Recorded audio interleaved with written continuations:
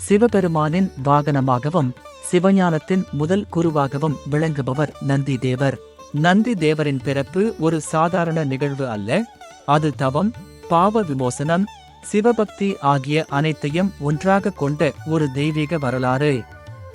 நந்தி தேவர் ஒரு வாகனம் மட்டும் அல்ல, அவர் சிவஞானத்தின் முதல் குரு, சிவகணங்களின் தலைவன், சிவபக்தியின் உச்ச சின்னம். முன்னதொரு காலத்தில் திருக்கயிலையில் சிவசன்னதியில் தொண்டு செய்து வந்தவர் வீதஹவ்யர். ஒரு சமயம் ஈசனின் ஆணையின்படி யமனுடன் சேர்ந்து நரகத்தை பார்வையிடச் சென்றார். அப்போது வழியில் ஒரு பெரும் கல்மலையைக் கண்டு இது என்ன என்று கேட்டார். அதற்கு யமன் கூறினான், முனிவரே, முந்தைய பிறவியில் வசித்தவருக்கு அன்னதானம் செய்தீர்கள். ஆனால் அலட்சியமாக கல்மண் நீக்காமல் சமைத்தீர்கள். அதனால் ஏற்பட்ட பாவமே இந்த மலை. இதை கேட்ட வீதஹவ்யர் உடனே சபதம் செய்தார், என் அலட்சியத்தால் ஏற்பட்ட இந்த பாவ மலையை நான் உண்டே கரைப்பேன் என்றார். மேலும் நரகத்தில் பசி, தாகத்தால் தவித்த சில பெரியவர்களை வீதஹவ்யர் பார்த்தார். அவர்கள் சொன்னார்கள், எங்களுக்கு தர்ப்பணம் செய்ய புத்திரர்கள் இல்லாததால் புத் எனும் நரகத்தில் தவிக்கிறோம். அவர்கள் தன் முன்னோர்கள் என்பதை அறிந்த வீதஹவ்யர் மனம் உருகினார்.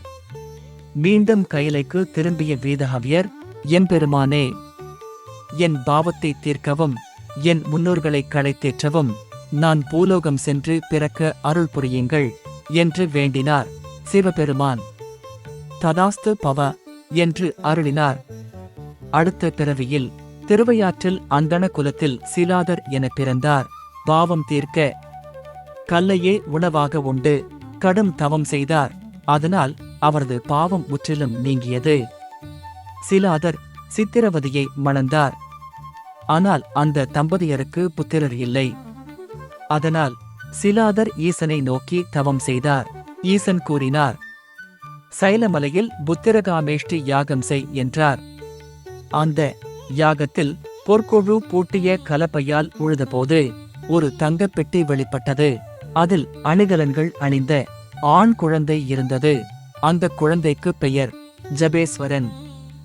ஜபேஸ்வரனின் 7ஆம் ஆண்டு விழாவில் தேவர்கள் சொன்னார்கள், இந்த குழந்தைக்கு அற்ப ஆயுள்தான். ஜபேஸ்வரன் அதை அறிந்தபோது, நான் மகாதேவனை ஆராதித்து என் ஆயுளை நீட்டிப்பேன் என்று கூறினான். திருவையாற்று ஐயாரப்பன் கோயிலில் புவனை நதியில் மூழ்கி பஞ்சாட்சர மந்திரத்தை ஜபித்தான். நீர்வாழ் ஜந்துக்கள் கடித்தாலும் அவன் சித்தம் அசையவில்லை. சிவபெருமான் உமையுடன் தோன்றி கூறினார், நீ என்னைப் போலவே விளங்குவாய். இன்று முதல் நீ நந்தி தேவர். நீயே சிவகணங்களின் தலைவனாக, சிவஞான ஆசாரியராக, சிவனின் வாகனமாக இருப்பாய் என அருளினார். சிவபெருமானை தரிசித்து நந்திதேவர் பணிவுடன் அவருடைய திருவடிகளில் சாஷ்டாங்கமாக வணங்கினார். அப்போது அவர் எவ்வித உலகியலான வரத்தையும் கேட்காமல், அனைத்தையும் அறிந்த எம்பெருமானே, என்னுள் உறையும் சிவபெருமானே, நான் மீண்டும் 1 கோடி முறை ருத்திர மந்திரத்தை ஜெபிக்க அருள் புரிய வேண்டும் என்று வேண்டினார். எம்பெருமானும் அந்த வேண்டுதலை மகிழ்ச்சியுடன் ஏற்று மறைந்தார். இதுபோலவே நந்திதேவர் 5 முறைகள் சிவபெருமானிடம் வரம் பெற்று 7 கோடி ருத்திர ஜபங்களை நிறைவேற்றினார். 7 கோடி ஜபத்தின் பயனால் கதிரவனை விட பிரகாசமான தேஜசுடன் விழுந்த நந்திதேவர் 8வது கோடி ருத்திர ஜபத்தை தொடங்கினார். நந்திதேவரிடமிருந்து வெளிப்பட்ட அளவிட முடியாத தேஜஸை கண்டு தேவர்கள், யமதர்மன், அஷ்டதிக்பாலகர்கள் அனைவரும் என்ன நிகழுமோ என்ற அச்சத்தில் ஆழ்ந்தனர். ஆனால் சிவபெருமானோ நந்தியின் உறுதியான மனோதிடத்தையும் வைராக்கியத்தையும் கண்டு மிகுந்த மகிழ்ச்சி அடைந்தார். நந்திதேவர் புவனை நதியில் நீரில் மூழ்கி தவம் புரிந்து கொண்டிருந்த வேளையில் எம்பெருமான் சதுர்புஜ வடிவில் நாகபூஷணமும் வியாக்ர அலங்காரத்துடன், பிரம்மா, விஷ்ணு இருபுறமும், அன்னை பார்வதி, விநாயகர், முருகன், போதகணங்கள் மற்றும் 4 வேதங்கள் சூழ திவ்ய தரிசனம் அளித்தார். சிவபெருமான் தம் கரங்களால் நந்தியை நீரிலிருந்து தூக்கி புவனை நதிக்கரையில் நிறுத்தி கூறினார், சிலாதரின் புதல்வனே நந்தி, உன் மனோதிடத்தையும் தவத்தையும் கண்டு யாம் மிகுந்த மகிழ்ச்சி அடைந்தோம். உனக்கு வேண்டிய வரம் யாது? நந்தி சொன்னான், எனக்கு தேவலோகம் வேண்டாம், பிரம்மலோகம் வேண்டாம், விஷ்ணுலோகம் வேண்டாம், மரணமில்லா ஈசநிலை கூட வேண்டாம் என்றும் உங்களின் அருகிலேயே சேவை செய்யும் பாக்கியம் மட்டும் வேண்டும்.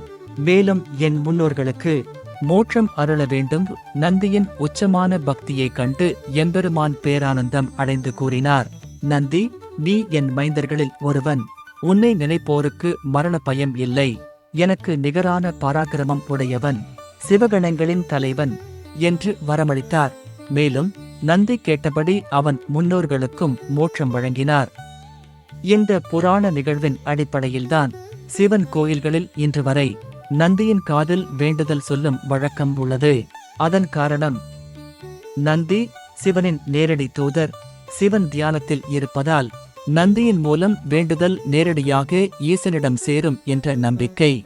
இது பக்தி, பணிவு, நம்பிக்கை ஆகியவற்றின் அடையாளம். அதனால்தான் நாம் நந்தியின் காதில் மெதுவாக நம் பிரார்த்தனைகளை சொல்கிறோம். சிவனை அடைய உடல் வலிமை அல்ல, தவம், பணிவு, முழு பக்திதான் வழி. அதற்கு சாட்சியே நந்தி தேவர். இந்த நந்தி தேவரின் தெய்வீக வரலாறு உங்கள் மனதை தொட்டிருந்தால் லைக் மற்றும் ஷேர் செய்யுங்கள். மேலும் இவ்வாறான ஆன்மீக கதைகளுக்காக சேனலை சப்ஸ்கிரைப் செய்யுங்கள்.